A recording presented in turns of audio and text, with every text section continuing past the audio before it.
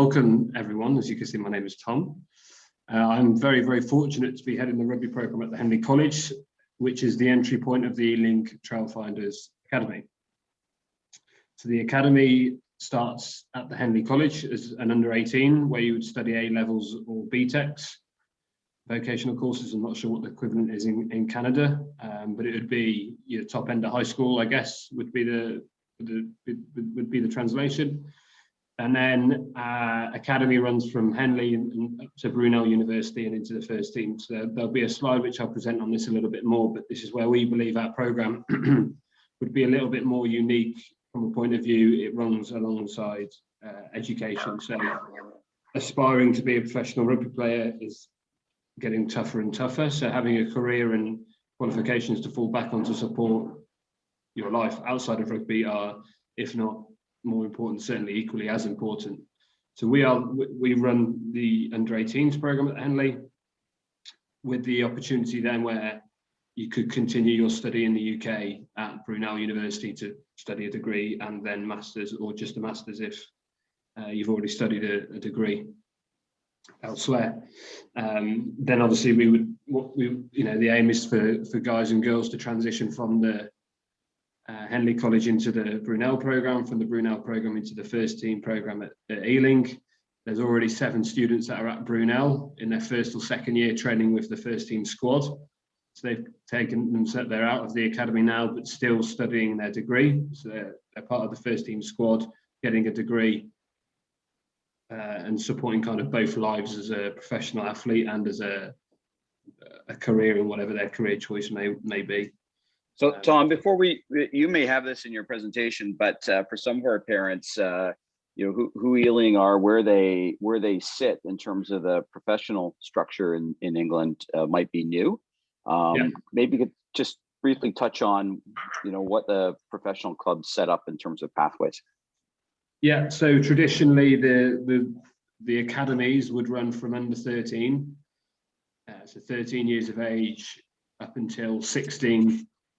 And then guys would be kept on to continue their rugby with the academy from 16 to 18, and then be given a contract at 18 if they were good enough. Ours starts much later. So with rugby being a late maturation sport, we believe that it allows us to make better decisions, because we're making decisions on athletes that are 21, 22 as opposed to 16 years of age, which is a far arguably more accurate decision, because maturation has taken its place. You've got longer time for development. Kids that come to the sport later have got opportunity, etc., etc. Now, obviously, explained the Ealing model, which is different to that. Where Ealing lie in the current professional game is they're full-time professionals. We're all full-time. They currently play in the Championship, which is the second tier of English rugby. I'd be lying, there's no coincidence that the amount of investment that is going on at the club is not accounting to something. The club are incredibly ambitious. You might have seen in the news today, we've just recruited Kat Merchant and Kim Oliver as our women's and girls coaches for the programme. One World Cup winner and a current Premiership coach. There's no coincidence behind that, Kevin. So it's all gearing towards being in that Premiership at some point in the very near future. Regardless of that, even though we're not in the Premiership just yet, you'd struggle to find a college programme and a university programme that was this embedded into a professional club and as supported by the club as it is. We've had a £100,000 gym built on site, which I'll show you at the end of the presentation. There's a £5 million indoor centre being built at the rugby club, which we'll have access to for training. The list kind of goes on, really. There's similar facilities being built at Brunel, so a 3G pitch and a new gymnasium is built at Brunel just for the rugby programme, which is funded by Ealing. The level of investment is seriously significant here. So although we're not in the Premiership yet is the key word. Okay. And you just beat Saracens twice on the hop. Is that Ealing? Yeah. So kind of that would give you a bit of an indication of where we're heading and what we're trying to achieve as a group. Okay. Hopefully, by the end of today, obviously your circumstances, guys that are on the call, are a little bit different, but Henley or Brunel certainly Henley, from my perspective, may well be one of your choices to study as a 16 to 18-year-old. A little bit about me, I always think it's important to understand what it will feel like at whatever institution, club, sport, whatever you decide to do. I firmly believe people want to work with people, and it's not necessarily about the nice bells and whistles. So I was really fortunate. I did the same program when I was your age, a city called Worcester in the Midlands, and I then spent 3.5 years abroad after that. Some of the time was actually in America, so it's not far from you guys, and a large amount of that time was in South America, in Brazil, and there I learned the values, or the value of living with values, and the value of living with a religion. Now, I'm not a religious person by any means, but I learned the impact it had on people's lives by living through values and principles. And I'm not sure how you guys live, but certainly here in the UK, we're not particularly good at this, in my opinion. I'll give you an example. I arrived in Brazil, didn't speak a word of Portuguese. There I am being invited into a friend's of a friend of a friend of a friend's barbecue with 30 other people. I didn't speak a word of Portuguese. They didn't speak any English. And there I am stood there trying to engage with them. That would just not happen here. We would not be that accommodating. So I would be really big on values. So my 3 hashtags would be hashtag good people. So turning up on time, being positive, being a good coach, helping others, generally just being a good person. My mum always used to say, pay nothing to have please and thank yous, just be nice. Fight for every inch, hard work always prevails, and hashtag willing to learn, willing to challenge. I only know what I know from my experiences, and I'm a big reflector, but as players and students, you only know what you know. So come with a mindset of, I want to challenge myself to get better, because that's what the staff are doing for themselves, and that's what the staff are doing for the players. Now the player has to keep up their side of the bargain if they want to get the most out of the programme. And the most out of the programme is not just being a good rugby player. So my philosophy from a delivery and coaching perspective would be underpinned by my 3 S's. So they would be support, stretch, and smile. So support and stretch is to help you grow as people. It's way beyond just being a good rugby player here. And smile is, I'm a pretty serious person who wants to do well at my career, and it's a little nudge to me to say, hey, look, what a job you've got here to work with. We're on a call with a bunch of guys from Canada, like, what the hell was that all about? Like, we must be doing something if we've reached that far. So, I walked away from my college experience and I went, that was the best 2 years of my life. Roslyn Park Sevens lost in the semi-final. Didn't care that we lost. Like, the week at Roslyn Park was unbelievable. That's the same connection and feel that I want to create for both the boys and the girls program at the college. So what we offer, a little bit more about the program here. So people-centered approach. My job is, in a non-COVID world, would be heavily pastoral, because I care that you guys get the best out of your time here. So helping with your time management, your academics, just generally life as a young person is going to change significantly certainly for you guys coming to the UK. A number of courses so you can do your kind of BTEC, which is a vocational practical type course where assessments are done by coursework.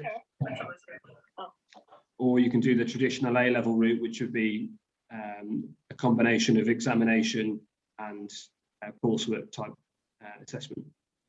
Obviously, the pathway then into the Brunel program and into the Ealing Academy.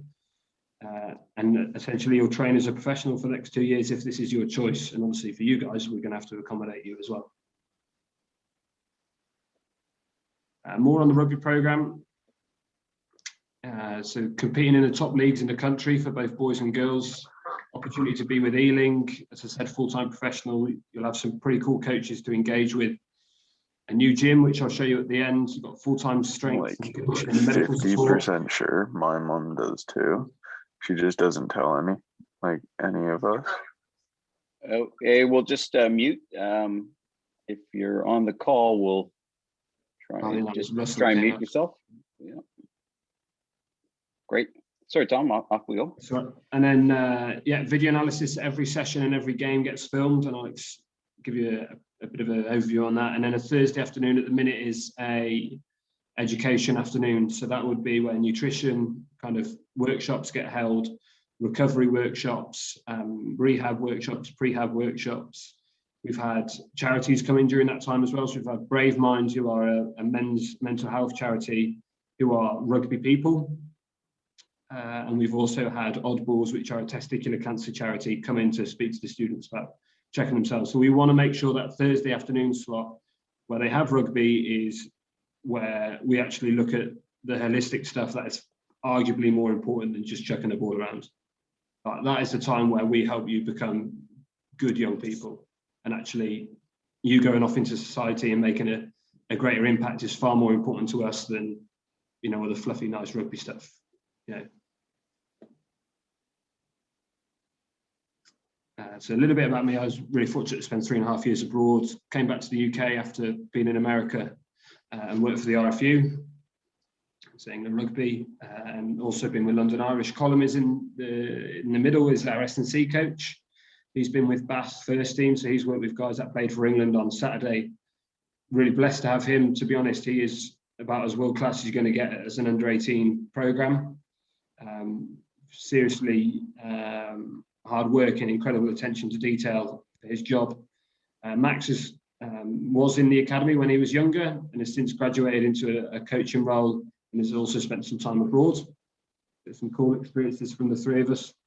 Lydia is our full-time physio, also speaks Italian, which is handy. We've got a couple of Italian students, one of which fractured his sternum this year, which is not a nice injury to get.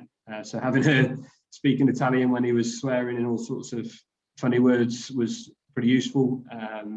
He's also been at Millfield School, which you may have heard of, which is a big independent rugby playing school in the UK. And then Reese is an intern at the minute. He's taken the role of video analyst. He was a graduate of the college last year and a really good person,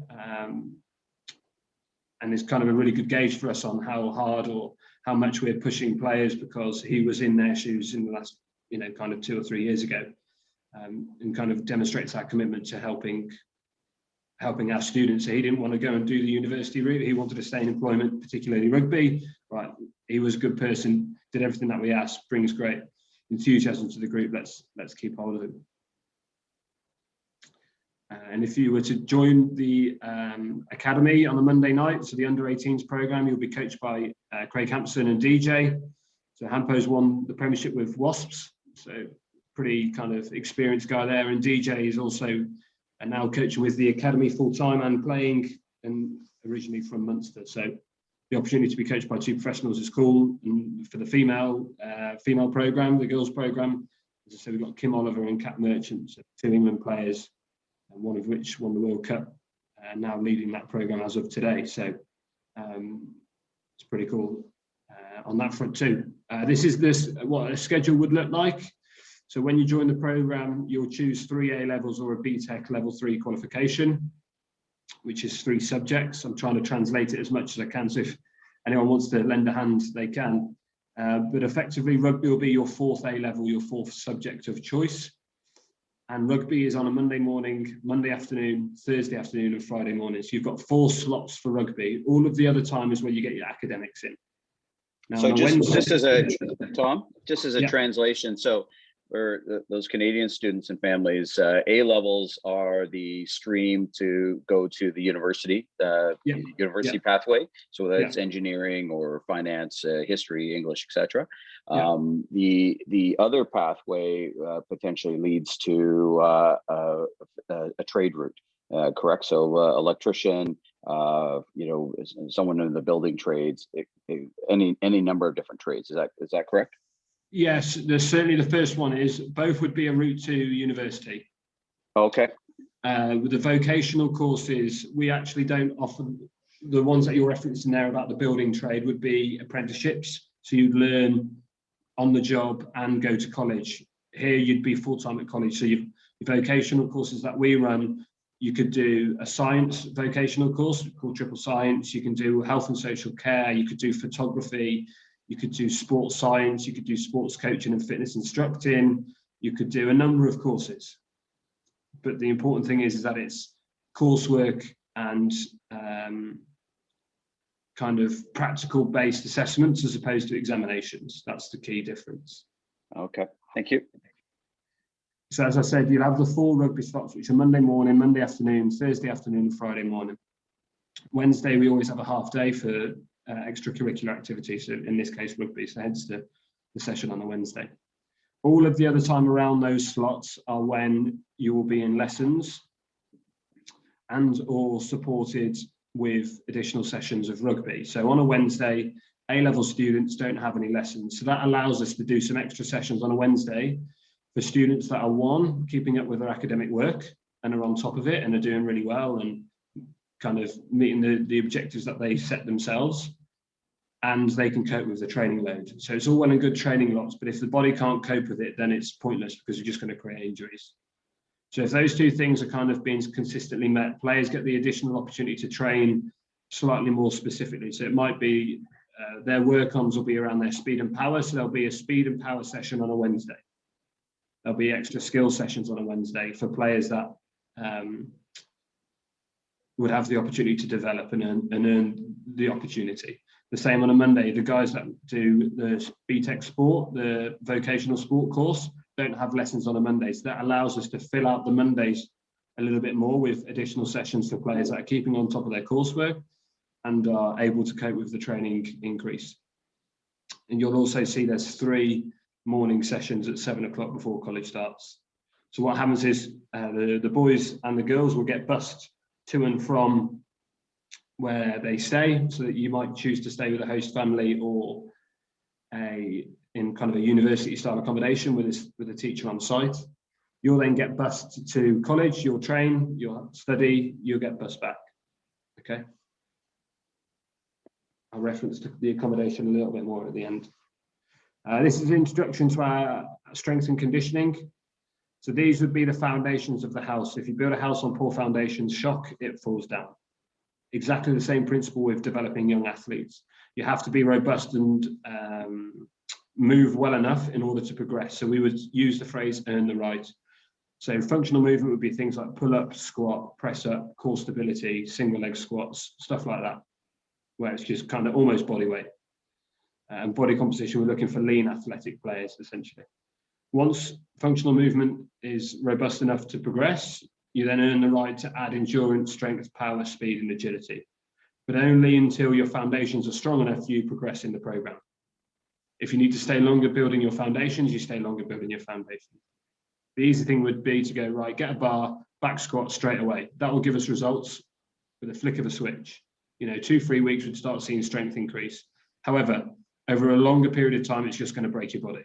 You see rugby players now, their backs are absolutely shot. That's the industry we're in. However, we have time on our hands. We have 5 years, if you go down the Henley and Brunel route, to get you to be like Anthony Watson here with the ball. He is seriously, seriously athletic if you watch the games at the weekend. That's the type of player that we're looking to create. We're not looking to create big, heavy guys that can't, and girls who can't move around the field. That's not what we see rugby as. It's a space innovation game for athletic and skillful players. So start with the foundations of the house, and then you earn the right to progress to become the ultimate athlete. When you join, you'll get given a journal, both boys and girls. This will be page 2. Page 1 is a similar makeup to this, but covering the rugby stuff. So you look at your technical, tactical, physical, that transitions to rugby, and your lifestyle type stuff. Okay, so this would be the profile at the start of the program. This is looking specifically your strengths profile.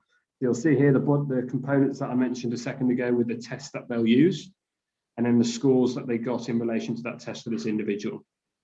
It then compares them to other players in the squad, so they can see where they are in relation to people that are in their position. So this individual, he got he got 15.1 on his yo-yo score, which is an endurance test. That would put him in the 3rd quarter of the squad. And then on the right-hand side, there's a priority box, a target box. That in that box there, the student writes in what their targets are for the next time they test, which is in December, then it's March, then it's June. So this happens 4 times a year alongside the rugby profile. This should form the basis of your feedback over the 8 weeks in between each block, but also give you some focuses on what you need to improve on. Colin would then provide some S&C feedback for you. and this might be a little bit more specific to the individual, so it's not just kind of a blanket approach. And then where I come in is I try and bring to life the S&C to rugby. So it's all well and good having a load of gym monkeys, but if it never translates to on the field, what's the point in doing it? So this is the area where we try and bring to life the S&C to the field. You'll then get 3 gym sessions a week, which forms part of your journal. You have to keep this, so the coaches don't bring it for you. Again, we're teaching the art of being a good person. Good people are organised, they're on time, etc., etc. It would be easy for us to give you the program, but that's actually teaching you really poor habits. If you turned up to work at employment and you kept forgetting your laptop or your work phone or whatever, you'd soon get the boot from work. The same principle lies here. Why are we teaching you? Why are we giving you everything when actually life isn't like that? You have to be organised yourself. You are accountable. So we would use the phrase no victims. You are in complete charge. So if players want feedback, coaches are always there. I'll explain how we do that. However, you have to know your stuff. You have to be in charge. You know, you go into the workplace again, people aren't going to know every single detail about you. You have to know your own journey. So you'll see here, this player's on goblet squat to start. Goblet squat would be the most basic movement of the squat. This would be like level 1. We want to get you to like level 4. Level 4 might be the back squat. However, we're only going to get you to level 4 if you progress sustainably through the program. So that includes improved technique, that includes increased weights that you're lifting sustainably through the week. So you wouldn't start here at 20 kilograms, for example, and the next week you're on 30. Like, that's not a sustainable increase. The next week should be 22. So this will be your diary to keep of your training, okay? And then progressively over the weeks, when you get new programs, new testing, you then become a booklet, and you can go at the end of 2 years, geez, look how much I've come in comparison to where I started. And it's almost like your portfolio to go to a university and go, this is why you should give me a scholarship for next year. This is why I, etc., etc. Whether that's Brunel or anywhere in the UK or even back home. This one's probably more to parents. This would be our evidence of trying to look after your kid.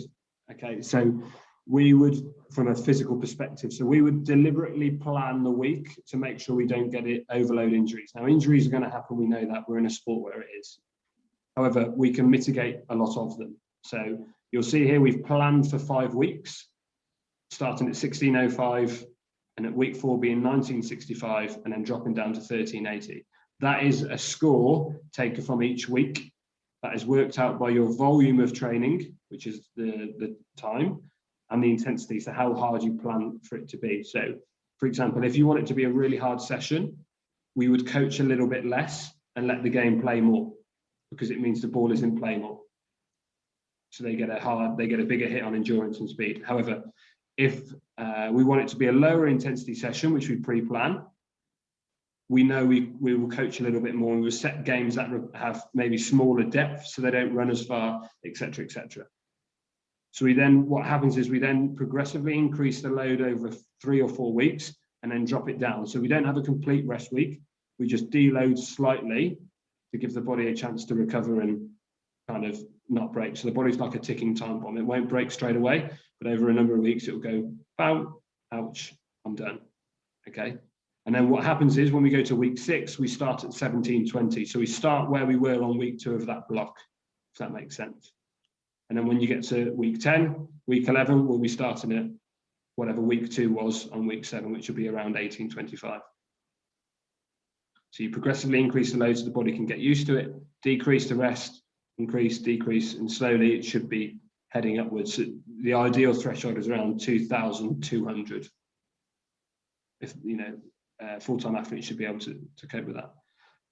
I didn't mention, but on the previous slide, we promised one-to-one time. This would be our evidence of recording one-to-one time. So you're probably talking with loads of, or you will talk with loads of colleges, certainly, or universities where you are about rugby potentially. Oh yeah, you get loads of one-to-one time with the coaches. Promise that, promise that. It's all well and good having one-to-one time if you don't record it. This is not us being regimented. This is us making sure that you're able to improve on the stuff that you want to improve on. So you'll see here, week 1, we met these players, week 2, week 3. However, in the boxes for the coaches are comments on what was discussed. So you chatted with Adam here. He's been, he's had a one-to-one once. In that goal might have been anything. It could be just being happy, getting used to UK lifestyle. It could be attendance at class is not great, or it could be rugby related, it could be physical, it could be absolutely anything, but it's goal orientated in that box. So that next time we meet, we know what we talked about. So we're not just sticking our finger in the air hoping for the best, that we have good conversations, because we're never actually able to move forward unless we know what we spoke about last. There's no accountability on either the coach or the player. And then what also happens is, because we know what we've discussed, we're then able to design sessions. So say, for example, Adam or Emma either want to improve their jackling at the breakdown. We can then design stuff into the games that incentivize and reward Adam or Emma with their jackling. So we then start to link the one-to-one conversations we have with session design to make them more impactful, rather than just trying to generalize all the sessions and practices that we do. Just makes the conversations link into the whole program. This will be your version of it. So, say, for example, today we meet. So today is the 15th of February. You would plan in the stuff that we talked about and your goals and things like that. You'll then go and do it. You'll then review it. And then next time we meet, we'll review together, and then we'll replan for the next period of time. And it might be 1 week, it might be 3 weeks, it might be 2 weeks, whatever it is. Okay, so this would be where the day-to-day work links in with the testing and the profiling that we do 4 times a year. Picture of our facilities. So the gym is the bottom left, which I mentioned already, which is pretty outrageous for a college. You know, normally it looks kind of like a bomb site for most colleges. So pretty lucky to have that invested by Ealing. Hawks, Henley Hawks is where we train. 5-10 minute walk from the college. Behind where I am is a 3G pitch as well. So we've got both grass and artificial. And then the college has the gym on site, which is within the sports complex, which also includes a basketball court. So a lot of skills work and stuff would go on in there. This is our video analysis software. It's called Coach Logic. Probably something to look into for Crusaders. It's a pretty cool platform. Basically, it's an app on your phone. So all of our training gets filmed, tagged down, so you've only got to watch the ball in play time. So you don't watch all the dribble between the ball coming back on the pitch, etc., or the coach is talking. You can see here that I've sent a clip. I can create kind of 10-second clips to Devon, Joel, and Callum, ask them a question, and 6 replies have come back. So I am fully aware young people find it difficult speaking to adults. Now, we laugh about it and kind of chuckle, but it's reality. Some people are better with face-to-face conversations, some people are better virtually. So this would be our way of supporting those that prefer communicating virtually, and you might get a little bit more out of them out of a WhatsApp conversation or a Coach Logic conversation than you would face-to-face. That's the world we live in now. So this would be able to bring to life the feedback post-session, allow us to prime for sessions. So we could send out clips before training tomorrow going, guys, this is what we're doing tomorrow. Some examples of stuff that we did well yesterday that we're going to look at again. Here you go, just take 2 minutes to look over it. Same for the girls program. Both will be having access to Coach Logic. So I mentioned this at the start. It's probably a good place to finish up. This would be the pathway. So we are the entry point at Henley. We then got Brunel, then got the senior academy, where the guys are kind of integrating with the first team, and ultimately for both the boys and the girls program, you want to have international representatives, which for you would obviously be a different country. However, the pathway would still be the same. I won't talk about Hawks too much. It's relevant for you guys. Just some successes. So you might have seen at the weekend, Jack Willis, who came on and scored, and then unfortunately badly hurt his knee playing for England. He's an old Henley player, as is Alec Hepburn, who won the Premiership and the European Cup last year. We had a couple of Spanish boys that came over and are now with Wasps or gone back to Europe and are playing in the Division 2 competition in France. And some other things on there that you can kind of take the time to read yourself if you wish. What next? Now, you guys are going to be a little bit behind. We're looking for you guys at 2022 for Henley, most likely, which is cool, which is absolutely fine. It gives us plenty of time. But yeah, those would be, if you were joining in September, the routes you'd apply. So if it is something that you are interested in, the academic courses are not going to change drastically over a year. So you could look on the website to look at the academic courses that the college run to see if it's something that would apply to you and whether you would be able to get on those courses. Obviously, we'd have to look at the entry requirements because of your qualifications being different, which won't be an issue.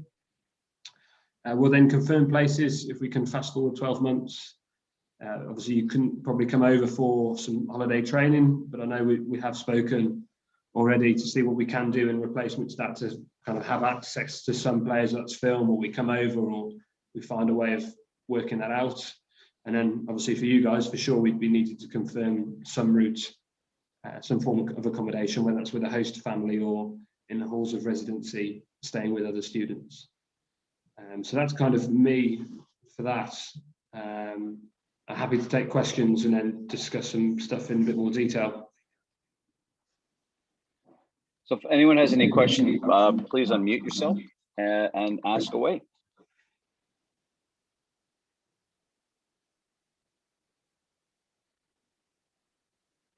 So Tom, I have a question. The birth of the girls pathway and the girls program. Yeah. We have a very ambitious girls program. Can you talk a little bit about that? What Ealing wants to do with their program and how your program will ultimately feed in? What are the ages? Are they the same as the boys? I'm assuming the program mirrors. Yeah, it's pretty much the same. Pretty poor form from me for not having more girls stuff in there. Unfortunately, it's the way the program is very new. You know, our coaches were advertised today, publicised today rather. But yeah, the ultimate goal is for the women's team. There's no coincidence again that Ealing are investing this much to not be a Premiership side for the women. But we want athletes to come through the program to represent England for the girls. So they come to Henley, they explore, they kind of go through that discovery phase of the entry point of the pathway. They go to Brunel, it'll be not more performance, but you know, they'd have had 2 years under their belt of training full time, which would be a big adaptation for the girls, and especially being abroad for you guys.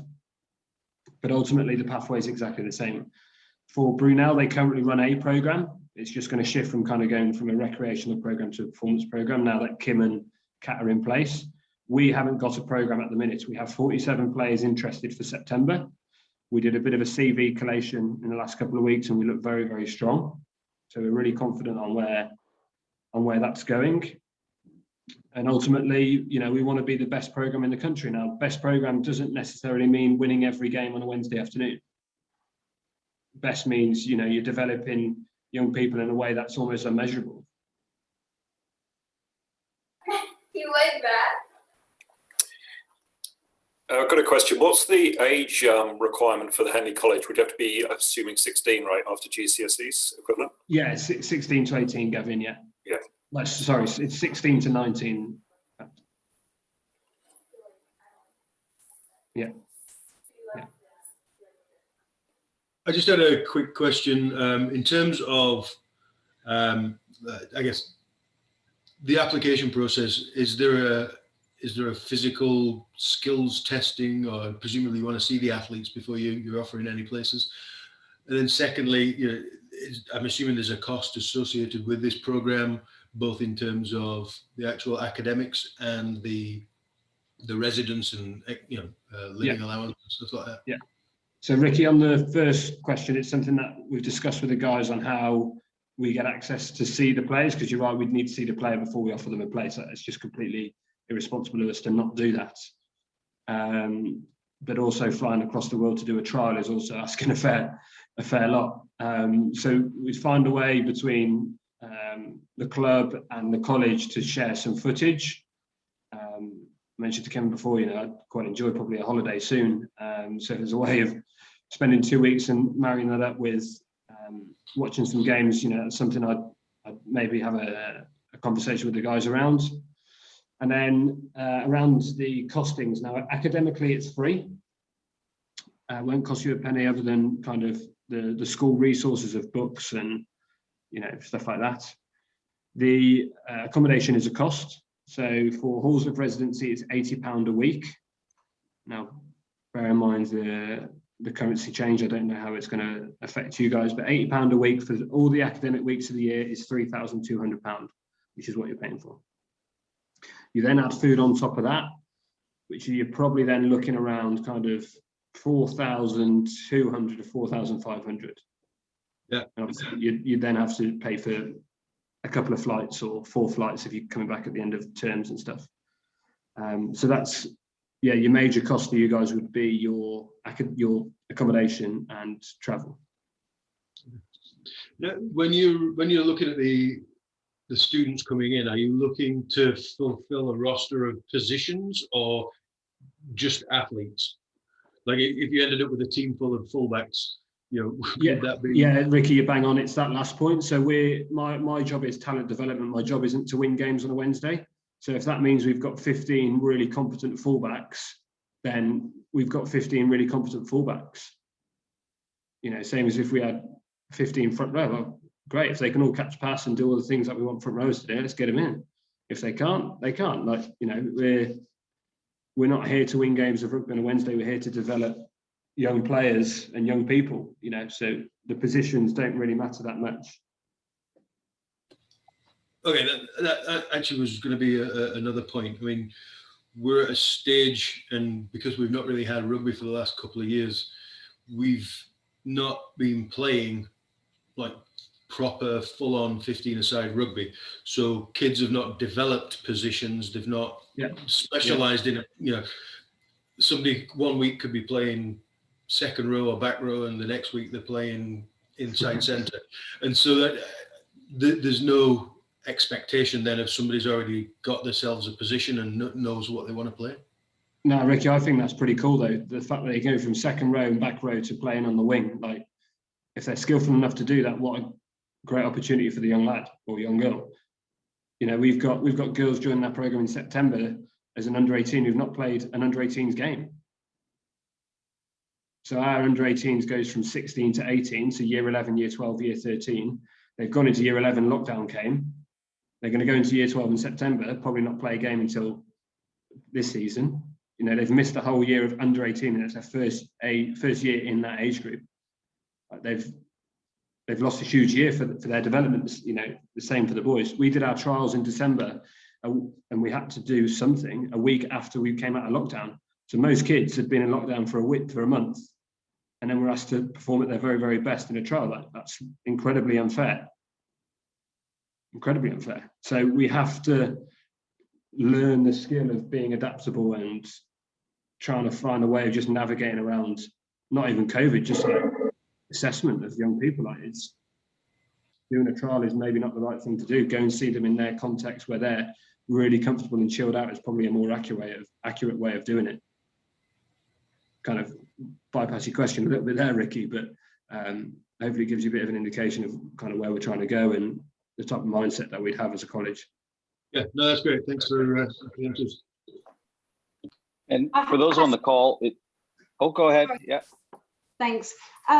So if we're looking at Henley 2022, one of our sons will be 17 that year.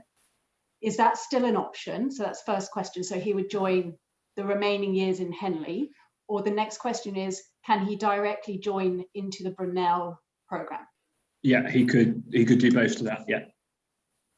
Okay, so that would be the same process of applying, getting the performance showed. Yeah. Yeah. I'm trying to figure out your accent there. Sorry, I didn't catch your name. The other way of doing it. Yeah, go on. Sorry. Sorry, I'll go. And then if they've got a UK passport, they could come in September. So Gavin sounded like he was from the UK as well. The student could come as a 16-year-old in September if they have a UK passport. So we've got an Italian student with us who has a UK passport. He could study at Henley straight away, even though he was from Italy.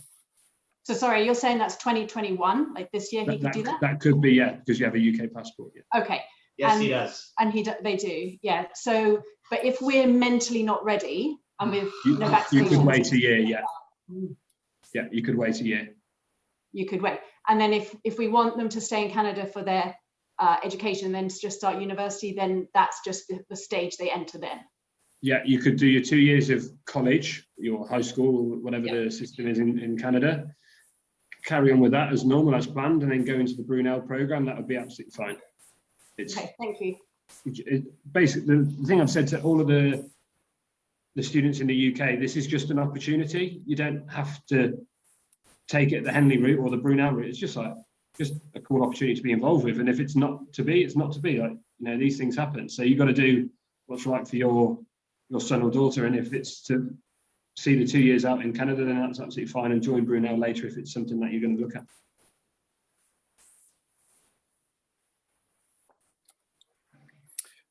So Tom, sorry, it's Gavin again, another question. I'm interested in, just from a perspective of the relationship with a college, with a local club, and I preface this saying I'm quite familiar with Henley. Actually, I used to play there years ago, and I'm good mates with the junior chairman, Nick Bradbury. And I was just wondering, like, the players will play for the college on the Wednesday. Would they also play like twice a week, or do you kind of encourage kids just to play kind of once a week from a kind of health and welfare perspective? Yeah, the Ace League on a Wednesday is pretty full on, Gavin. So they'll be playing. So Ellis Genge played in that. Billy Burns played for Ireland at the weekends, played in that. I think Elliot Stooke, Johnny Hill, Ross Moriarty. You know, you're going to play against British and Irish Lions. That's the level that we're playing at. So then going to play on a Saturday or a Sunday is probably not the best thing for you. Right. We do have a strong relationship with Hawks. And where that relationship from the boys' side is probably going to kick in more is in the second half of the student's second year. So we've completed the major competitions, and they've physically and mentally matured well and could cope with playing at the demands of senior rugby. If the decision is right for them to go play senior rugby on a Saturday, let's organise to do that. If they're not ready to do it, then we won't do it. Right. So it really depends on the student. Equally, if that student is not getting appropriate game time on a Wednesday afternoon, would benefit from playing some cult rugby at a slightly lower standard on a Sunday. We've got good relationships with kind of the Maidenheads, Windsor, Henley Hawks, who are all kind of level 5, level 4 clubs who would be really supportive of a student from Henley playing for them on a Wednesday. And the clubs that we choose, we want to make sure that the coaches there are really strong. So we know the coaches well at Maidenhead, we know the coaches well at Windsor, we know the coaches well at Hawks. So we want to make sure the kids that go there get a really good offer. They don't just go there to fill the numbers out and, you know, carry water on at half time. That's not why we're sending players there. We want to send players there to help not only the club but the player improve because of the quality of coaching or experience that they get. So yes and no, Gavin. Unfortunately, it's a bit of a politician's answer if it depends. Yeah. And just to follow up from that is, do you get players who kind of take a gap year after college and then before they decide to go to university, or is it usually straight in from an academy point of view? Yes, some students have done that in the past, yeah. So they could take that gap year, defer and come back a year later, and that's fine. Thanks. No worries.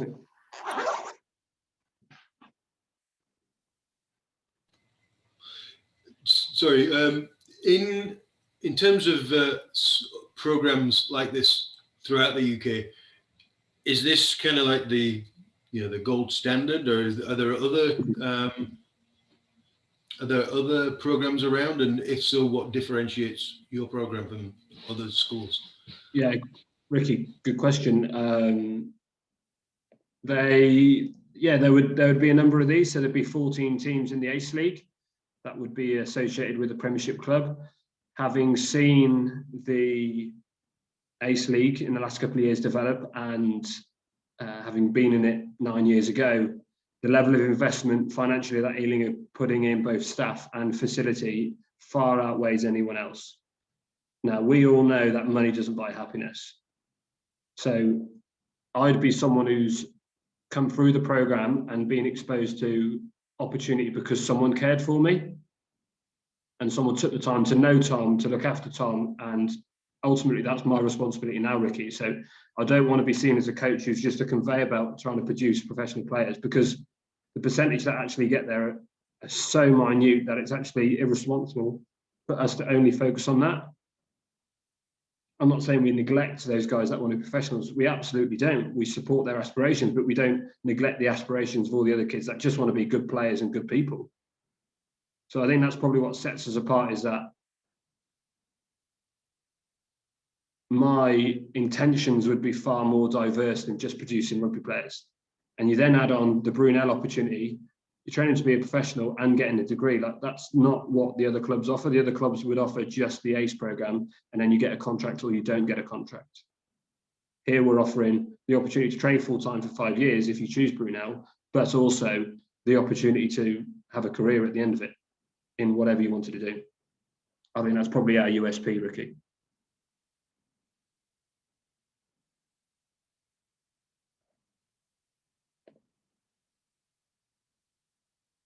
All right, folks. So it's almost 1 o'clock, and I know where Tom is. He's got to get home for dinner here at some point too. So we'll probably just end by saying, you know, we as a club are going to be in communication with Tom. This is sort of a first, hey, let's get some information out there. We're going to be in communication around what can help you guys as parents and athletes, and what can help them. So we've invested in over 100 sets of timing equipment this year. We have new video equipment that we'll be using at training sessions at games to try and get more film of players. So I'm going to rely on Tom to sort of guide us in terms of what programs might be looking for along those lines. And we'll keep the communication going.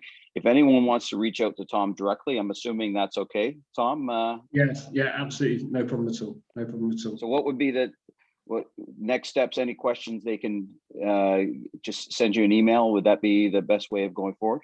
Yeah, what I'll do is I'll type my email in the chat now, and then people can just take it and use it if they want. If not, you know. Yeah, Gavin's just asked a question as well again. So one of these conversations came up last week with a girls program from a club in London. Oh, what if my daughter got injured? Would she be off the program? No, because the academic comes first. So the college is only as good as the program. The college is only going to be successful if the academics do well, because you're not going to go to a rubbish school.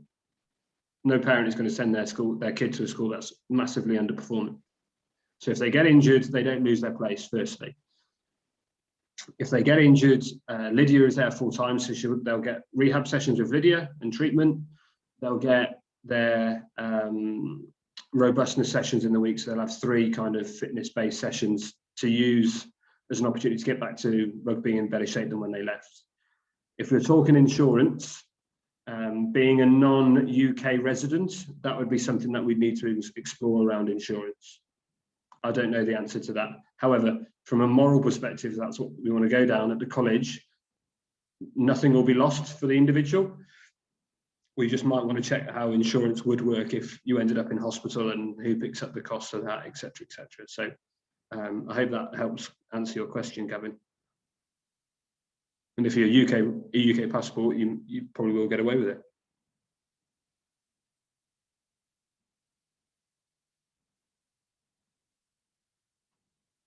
But yeah, my email's in the chat box. So if anyone does want to carry on the conversation, I'm more than happy to. It would be pretty cool to have some Canadian students with us in the next couple of years. Brilliant. Thanks, Tom, and thanks everyone for tuning in. And you know what, Tom, we'll be back in touch with you in the next couple days from our end. But again, if any parents have any questions, reach out to Tom directly. And thanks very much, everyone. Enjoy the rest of your holiday weekend. Thanks, Tom. Cheers, guys. Nice to meet you. Yeah, Take care. thank All you. the best. Thank Stay you. safe as well. Thank you, Tom. Pleasure.